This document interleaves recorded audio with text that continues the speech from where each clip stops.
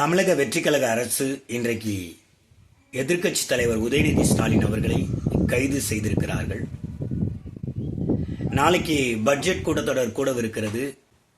அப்போது எதிர்க்கட்சி தலைவர் கேள்வி கேட்பாரே, அதுக்கு நாம் எப்படி பதில் சொல்ல முடியும்?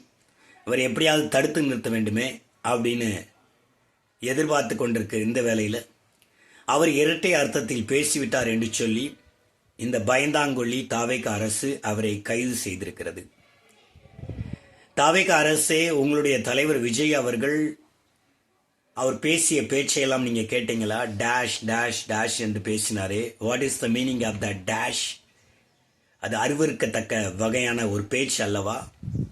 அப்படி பேசிய அந்த அரசு இன்னைக்கு என்ன செய்து கொண்டிருக்கிறது? ஆதவ அர்ஜுனா முட்டாள் முதலமைச்சரே அப்படின்னு சொன்னாரே, அப்படி சொன்னவர்களுடைய அரசு இன்னைக்கு என்ன செய்து கொண்டிருக்கிறது?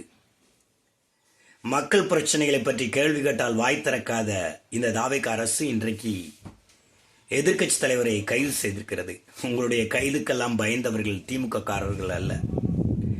எதை கண்டும் நாங்கள் பயப்பட மாட்டோம். நாங்கள் நீதிக்காக, நியாயத்திற்காக நிற்போம். எதிர்க்கட்சி தலைவர் உதயநிதி ஸ்டாலின் இரட்டை அர்த்தத்தில் அவர் பேசியதாக அவதூறாக பரப்புகிறார்கள். அது உண்மையிலே கட் காப்பி பேஸ்ட் பண்ணியிருக்கிறாங்க அப்படின்னு உதயநிதி ஸ்டாலின் சொல்லுகிறார். அப்படி அவர் பேசவில்லை, அதை தவறுதலாக திரித்து சொல்லியிருக்கிறார்கள் அப்படின்னு சொல்லியிருக்கிறார்.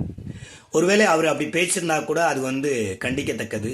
ஆனால் அதற்காக நீங்கள் கைது நடவடிக்கையெல்லாம் போவது என்பது, நீங்கள் அவரை கண்டு பயந்து அஞ்சி தொடை நடுங்கி நிற்கிறீர்கள் என்பதை குறிக்கிறது. நன்றி.